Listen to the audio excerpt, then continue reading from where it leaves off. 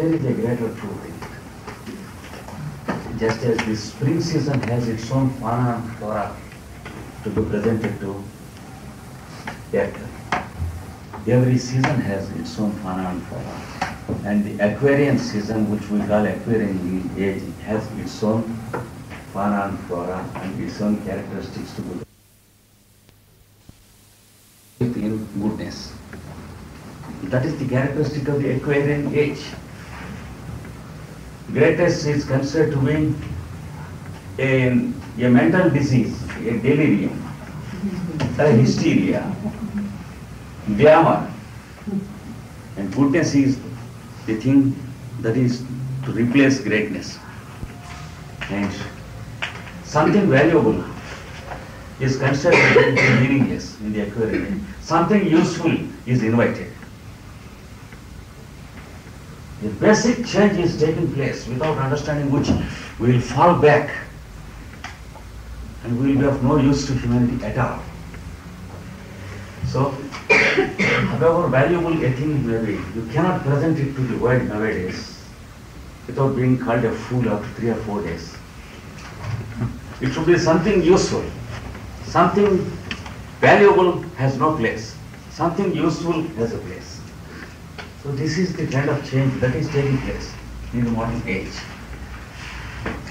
We cannot claim authority or personal element. I may have great achievements, but they do not go in my name. Any achievement goes in the name of humanity, not individuals. That's the peculiarity of the Aquarian age. No one need feel any shame of it or disappointed of it. So, the spiritual healing is something which is taking place automatically, making its manifestation with a tremendous speed through individuals. And it is to systematize the approach of these individuals that Master Jwal has given the book, The Esoteric Healing. Because the masters know the need and the pain.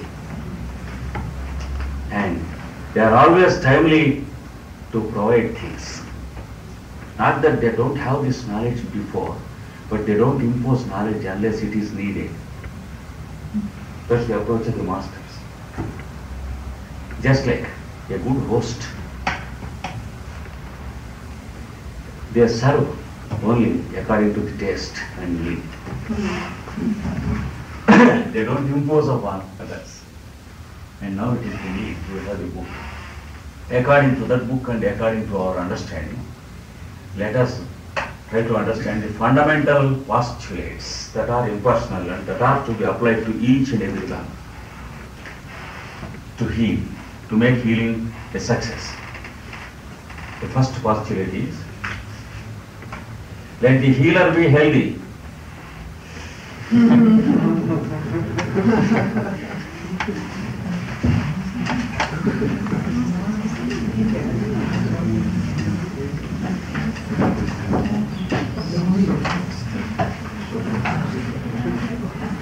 If a lung specialist suffers from asthma or TB, we lose our confidence.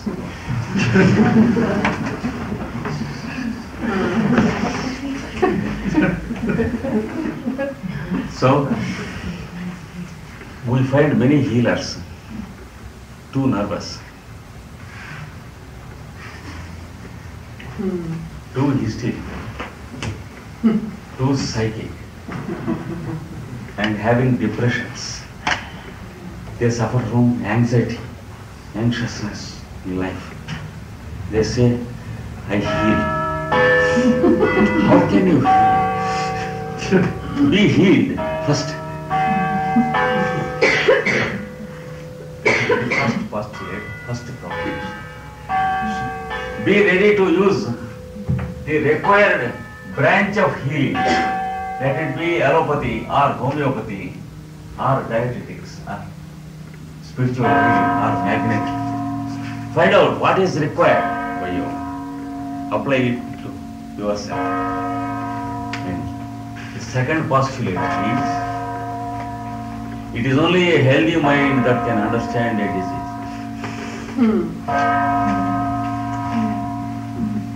Because if a patient is irritable, if the doctor is unhealthy, he is also irritable. So, we think that it is a doctor and a patient, but the truth is they are two patients.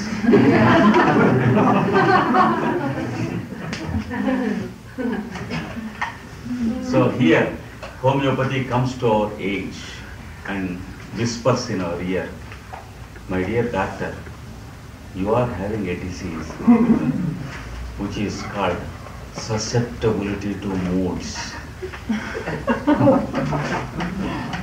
Heal yourself. Select a medicine that is most similar in the mental symptoms to your constitution. Take a dose or two, minimum dosage. Get yourself healed. Get transformed. And test yourself if you can stand calm when your patient is irritated. Then you are ready to heal.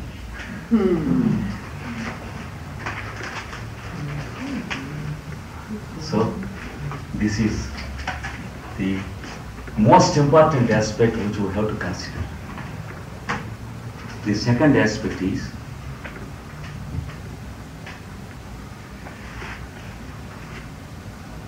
to heal yourself. Unless you know how to heal yourself, you cannot be a good healer of others. And to heal yourself successfully, what is required? There are two things. One is wrong and the other is right. One.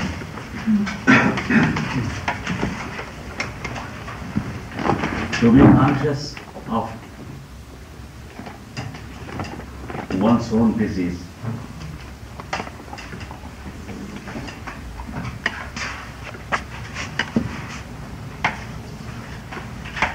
This increases your sickness at a tremendous speed.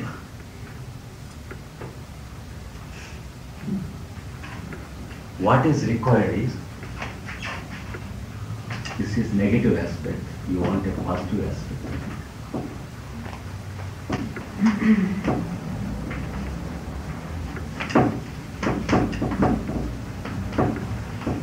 Take timely steps, that is what is required. You are not expected to be conscious of your own disease continuously. Taking required steps has nothing to do with being conscious of your disease. There are two different things. The first trait is the most undesirable trait that leads the patient straight to the grave in spite of the best doctor.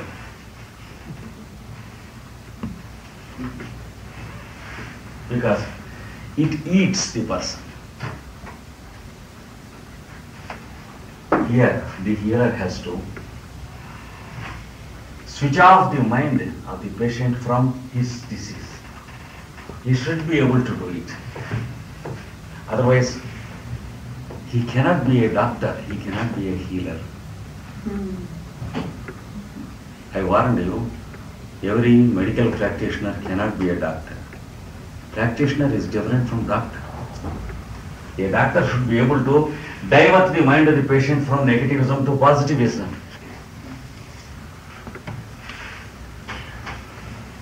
In order to do this, it's not enough if you suggest to the patient, don't think of the disease, don't think of the disease. That means suggesting him once again about his own disease. Suppose if I meditate to remove anger from my mind,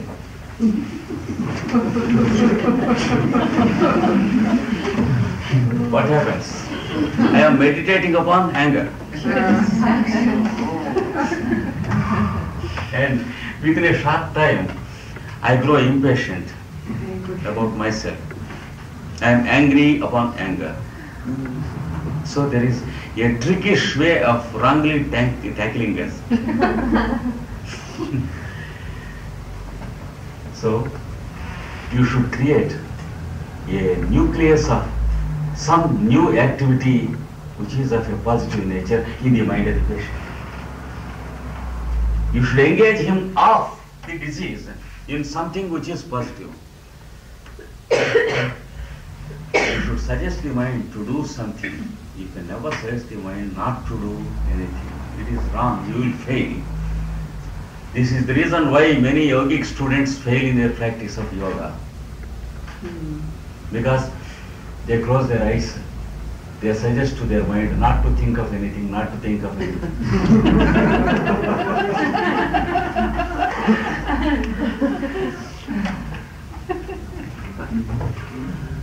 After about 5 or 6 or 10 years of yoga practice, you ask him, how do you feel? Do you succeed? Is your mind free from thinking? He says, just trying. I may succeed in the next few years.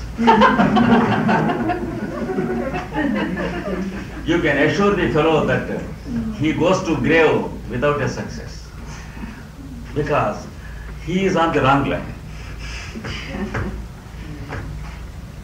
Not to think of anything. If you suggest to the mind begins to think of it.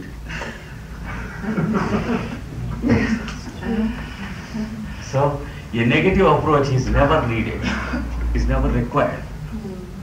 A positive approach, ask the mind to do something which eliminates the mind from existence.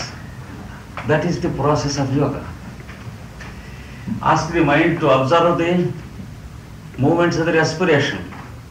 Like that, suggest something for the fellow. Otherwise he is too mischievous. There was a little story, allegory about the mind in the Indian tradition. See?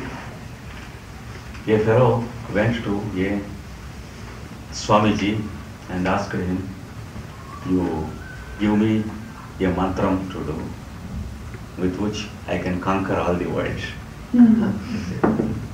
And the Swamiji said, dangerous, don't have such thoughts, he said.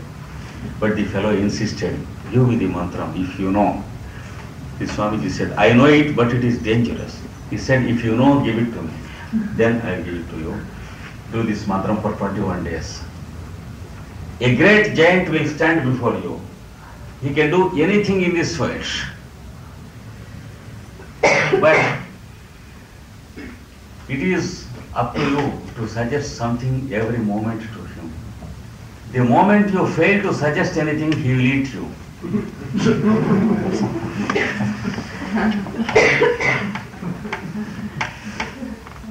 This is what is called mind. The giant is mind. This is a story, a parable about the mind. And the fellow, he meditated upon the mantram for 20 days. And on 21st day, there was the giant standing before him, said, what do you want? And he said, oh, meals. And the giant, here is meals, eat. And he is eating. Next, tell me something. Water. Here is water. Then he was agitated. He said, take this table and put it there. And the giant said, it is there. And when he saw the table was not here, it was there. And put this table there. Then he said, take this house there. And the giant said, it is there. Take this mountain there. Then the fellow lost his head and he did not know what to do. And the giant opened his mouth, I will eat you. And then he ran and ran to the Swamiji in the meanwhile, speaking, bring water, bring tumbler, bring watch, bring paper.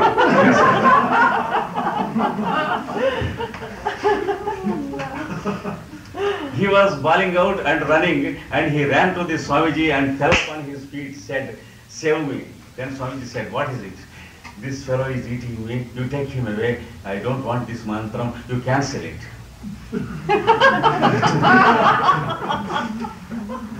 And the Swamiji said, I know only the mantram, I don't know the process of cancelling it. It is with my guru. That's the reason why I didn't meditate upon this mantram. It was there with me for a long time, but I don't know how to cancel it. Go to my guru. Where is he? He is in the Alps. So, from Scandinavia to Alps, this fellow ran. And then there was his guru. Why are you so much frightened? He said, the giant is chasing me. He will eat me. Don't worry. He will not approach. There, my presence is there. Sit down for some time. Eat and drink the water. Take coffee and take bread and all that. And then tell me. The giant is there, he said. I will tell you a solution which is very easy. You would have yourself discovered it, poor fellow. I will tell you. And in his ear he whispered something. Oh, it is so easy, he said, the solution. Now I will tackle the giant. And he went there. The giant said, something to do. Then he said, bring a big pillar here. The giant said, here is the pillar. Establish it here. Then the pillar is fixed. Then he said, go up the pillar. The giants went up and cried from there. He said, come down. He came down. Go up, come down. Go up, come down. Be doing this until I call you.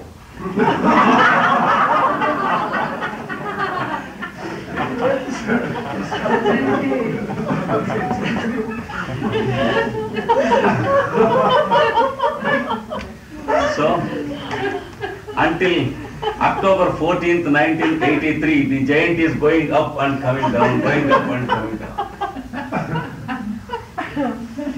This is the little story about mind, narrated in the legendary fables of India. So, how to control the mind? Not by thinking about the mind or asking the mind to control, but by suggesting something which is significant, which can control the mind. So, create a new center of activity to the mind. Let it be a fine art, a science, a pursuit, a study, where the fellow is kept active. I know my experience with this.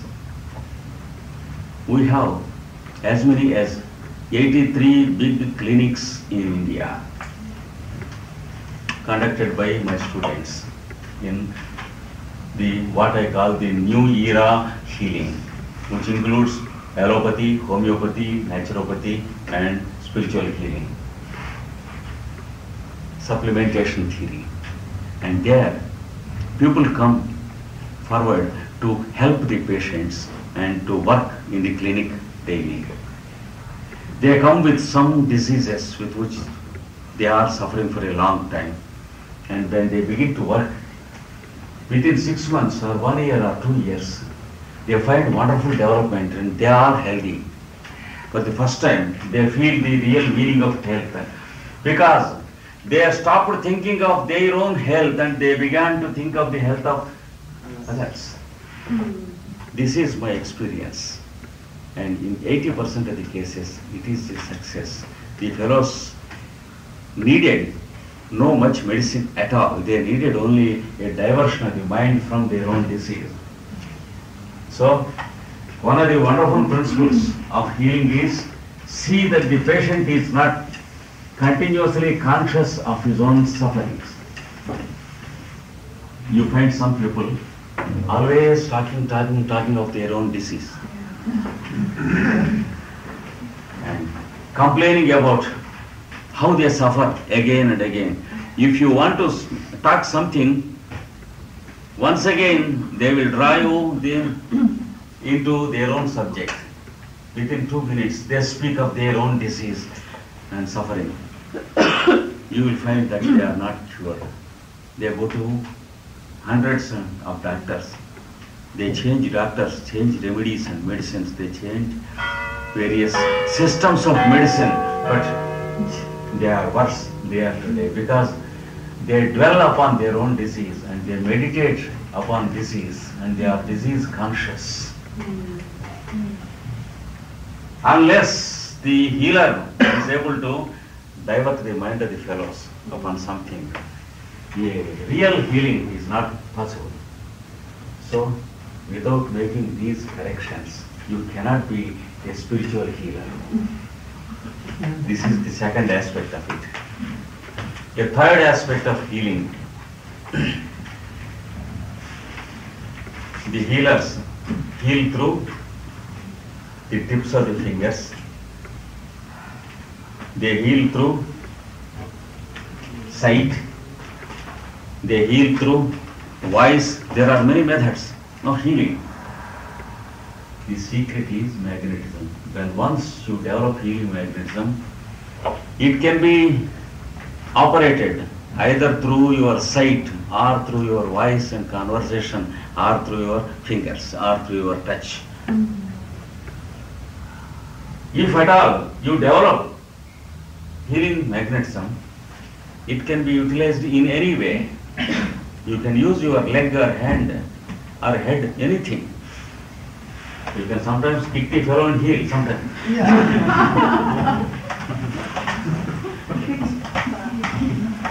So, don't specify exclusively a method to heal. Have all the methods. One method is useful in one case, another method is useful in another case. And your common sense should be your constant teacher. The way of applying is with you, the keys are with you. Many times we don't use common sense. It is there with us, safe, protected by us, not utilized. That's why Blavatsky says in his secret doctrine, it is wrongly called common sense because it is rarely used.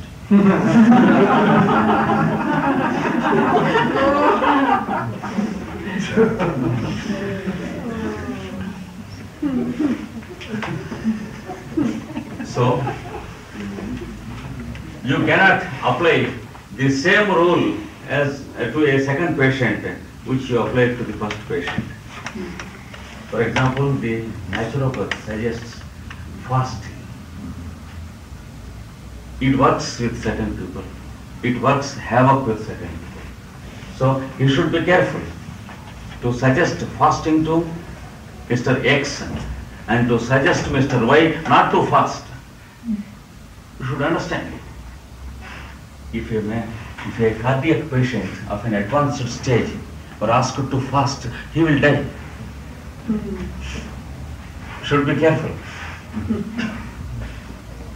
There are certain patients who are better by fasting, but there are certain patients who may die by fasting. And suppose the Hatha Yoga teacher suggests the same asana to every patient to cure himself. In some patients it is wonderful, the cure is wonderful. In some patients it works dangerously and there are casualties. For example, Shirshasana, head down posture. You suggest Shirshasana to a fellow having some bodily pains and some debility, etc. It is wonderful. But you suggest it to a fellow having a history of epileptic sickness, that is a grand mal. The fellow immediately gets the attack whenever he does Shirshasana, because blood rushes to the head and the fellow has the attack once again, the crisis is there. And from that day onwards, his epilepsy increases until it is too damaging. Sometimes there will be a condition of stasis. So you should have a selective and judicious way of applying methods. Then only you are called a healer and a doctor. So you should be able to use your fingers or your sight. Many times you should practice it without professing that you are healing. Then you will be able to heal to a maximum extent, because 50% of the patients, they are doctor conscious, doctor sensitive and healer sensitive.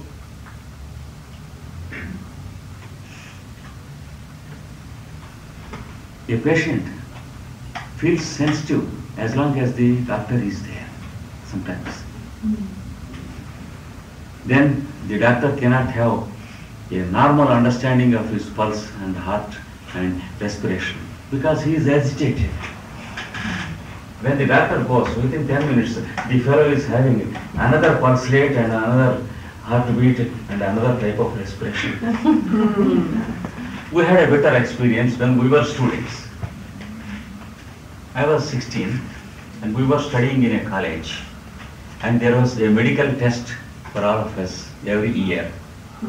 And the doctor has remarked for more than 95% of the patients suffering from heart palpitation. Something wrong. The professors and the principal of our college, they were very much worried, annoyed. Why so many students are having palpitation of heart? What's the hell of it? Something wrong with the medical examination. Once again conducted with another doctor. But quite normal. No fellow was suffering from heart palpitation. In the first case, you know what happened? The doctor arranged his examination in the third floor. And the students are required to walk up the 3 floors. And when they are gasping and when they see the doctor, they have the nervous palpitation, and then immediately they are tested.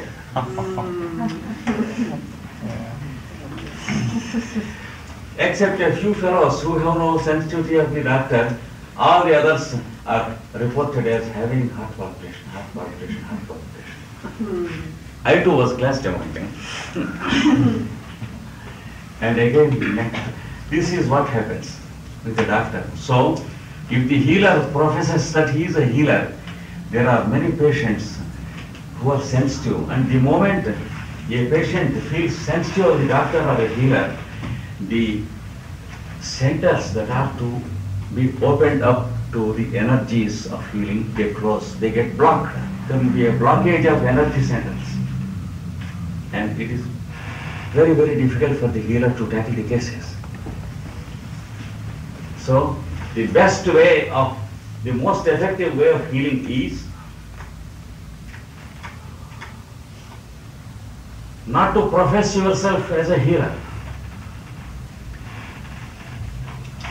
Of course, it is in a way sickening and discouraging because the healer is not recognized. That's the great trouble. If the healer is having a hysteria called fame consciousness, then he cannot have this method. But while traveling in a train, you can heal wonderfully. In an aeroplane, in a bus, or you are sitting among 10 people talking, you can engage them in a sprightly conversation, a humorous discussion, when it is the best time for you to supplement healing magnetism because all their energy centers are opened. This is how you have to do. Even the doctor who uses medicine, it is for him to have a friendly contact with the patient because his magnetism heals while his medicine cures. Then you find the best results. And a healer who denies the use of the medicine is a fool. I talked of supplementation. One should have supplementation. And then the next caution is let the healer and the patient not sit on the same level or stand, no healing takes place. If you stand on the floor and ask the patient to stand on the floor, begin to heal, no healing takes place. Or if you sit in a chair and if you ask the patient to sit in another chair of the same level, no healing takes place. The patient should be in a lower level than the healer. Then automatically healing takes place, because healing magnetism flows in a geotropical manner from above downwards. And just as a magnet, where magnetism cannot be seen, carries its own lines of force, which can be proved only with the help of iron filings. Another magnet, when it is brought to its south pole, there will be a big fight between the invisible currents of magnetism, which is not seen by us. But the two magnets are repelled. We say that they are repelled, but there is a tremendous activity, undesirable and negative activity going on between the two poles, which is not visible. Same thing happens.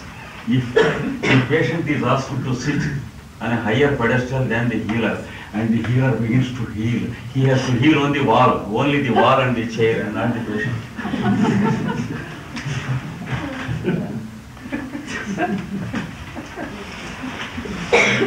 Even in experiments of hypnotism, let it be the best hypnotist, let the patient sit on the table and they let the hypnotist sit on the floor, let him hypnotize anyone.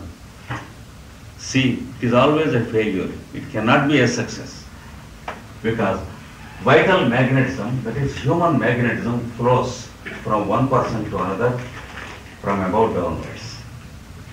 Why, you can ask? It is arranged that the earth receives this magnetism through the rays of the sun. The rays of the sun travel from above downwards. That's the reason why the human magnetism also flows from above downwards. So, you cannot ignore natural law and the process of the natural phenomena. So this is another principle. Ask the patient to sit a little bit lower than you, not too low. If you sit here and make the patient sit somewhere here, there is no contact. If you ask the patient to stand on the street and you stand here, through the window you can't hear.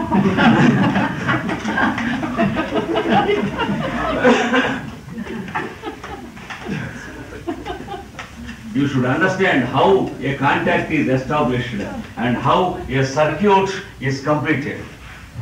Understand the phenomenon of magnetism and electricity and the working of the electromagnet and the law of alternation of currents. Then you will be able to understand how healing takes place. So, let there be a difference of 4 feet to 6 feet, not less than that, not more than that.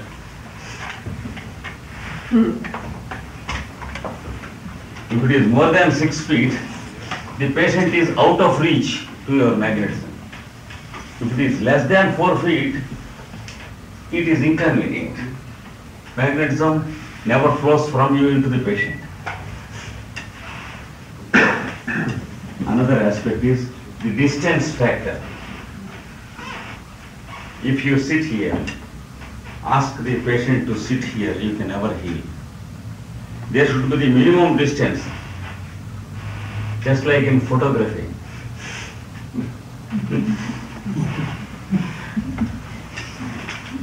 You cannot use a camera, however superior it may be, or a lens, unless you have the minimum required distance. If you put the characters here, you cannot see. Should have some distance, convenient distance, and not too much distance. You can heal a person who is sitting at a distance of a minimum 6 feet. That is a human height distance. The distance of an average human being's height of a human being. 6 to 20 feet.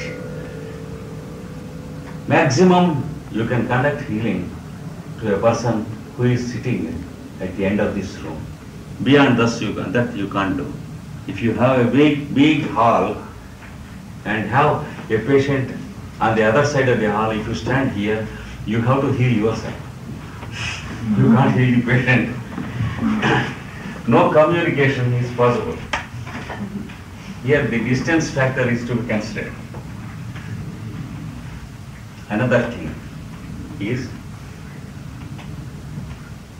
you should be able to use a vehicle.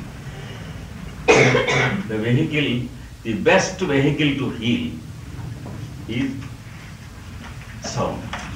That's why the ancients gave us the method of catch words or holy sounds, the name of God or mantra. In the name of God, healing is done. That is the way how they do it through ages. You know how Jesus the Christ was healing, and they asked him how to heal. He said, in the name of God. That is the secret.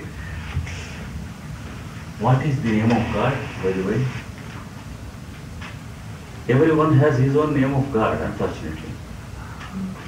But there should be one name of God which heals. Then God said, you utter my name. Then the disciple asked, when I go to Egypt and when they ask me what is the name of your God, what should I say? What was the answer? What is the name given by God to Moses?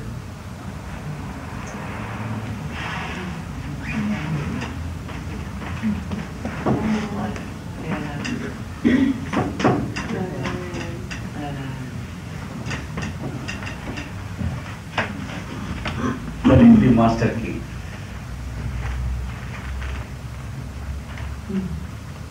God never said his name was this. If God had said, my name is I am that I am, Moses would have gone to Egypt and said, he is that he is. My God is, he is that he is. God never said, I am that I am, but he said, tell him, I am that I am. That is what he used. That means the person who goes there should tell him, I am that I am. He should never tell he is that he is.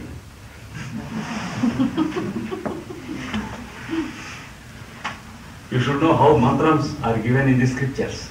But unfortunately, when the Old Testament is translated into English, there is much confusion in many places. The mantra lost its purity and only the meaning is translated in many places. For example, in some other place, it is said, I am unique. That means no plurality is accepted. But unfortunately, it is translated in a nasty way. I, the Lord God, am a jealous God.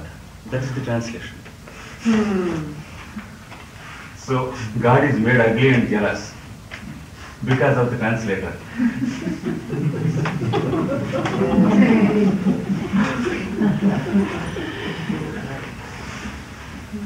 And what did Jesus say about the name of God? I am the way. I am life. I am resurrection. But the Sunday teacher teaches us He is life. He is life. He is the way. He is the resurrection. No, it is not He is, but it is I am. God should exist in your heart, not in the picture or in the church or in the tower. So this is the one. In the Bhagavad Gita, he said,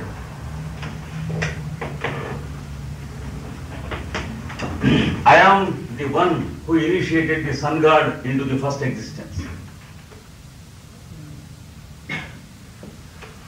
That means, when there was no sun to this solar system, there was no solar system existing. In this space, there was an awakening whose meaning is I am. And then there was the existence of the sun.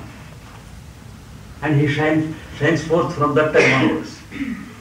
So the healer should have this as the name of God. Through the I am of every healer, healing occurs. That is what Jesus said, in the name of God.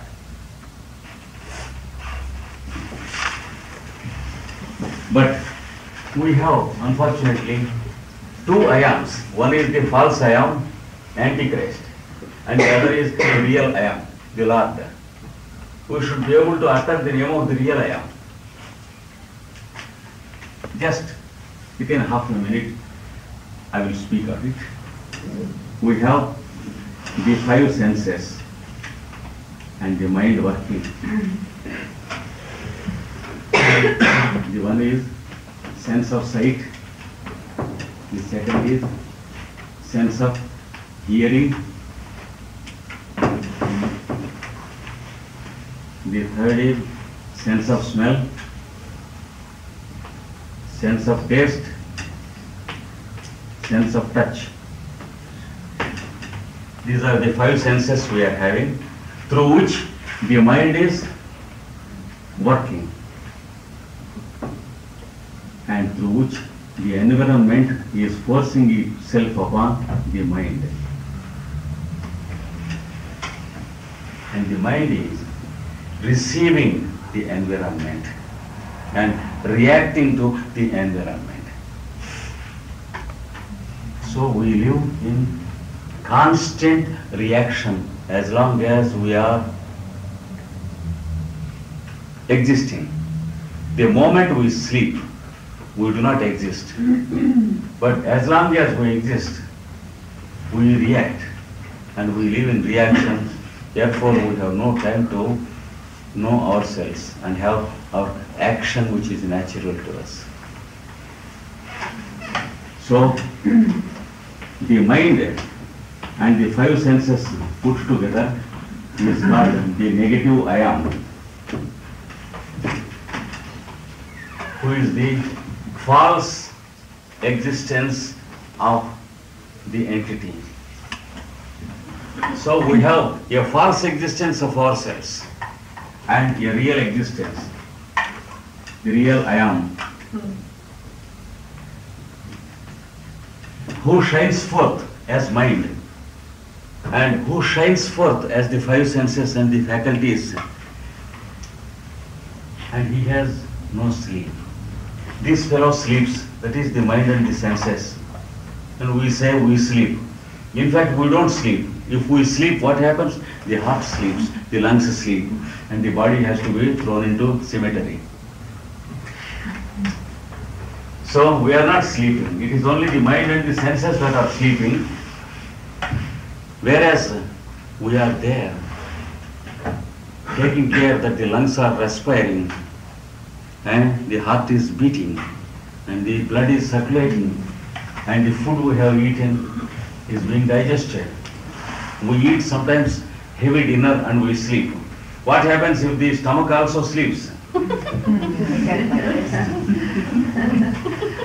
What happens when the lungs, if the lungs sleep, if the heart sleeps,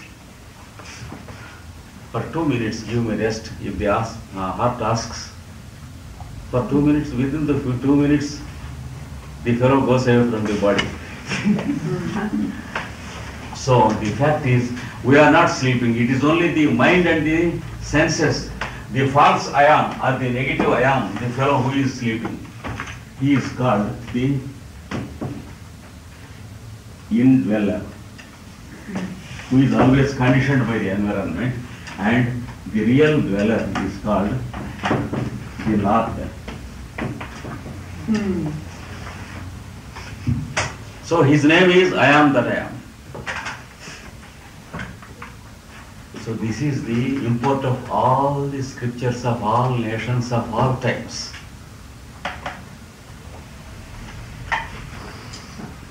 Though each scripture is possessed by a separate religion, the scriptures are above religion and beyond religion, and they give us the same name of God. And the hearer is concerned with this name. He should know how to have a communion with the Lord. This fellow establishing a communion with this Lord is what is called yoga. The word yoga in Sanskrit means a union in the lower sense, a communion in the higher sense, and living as one with him in the highest sense. That is synthesis. Just as the petals of a flower with the flower live with the flower as one, we should live with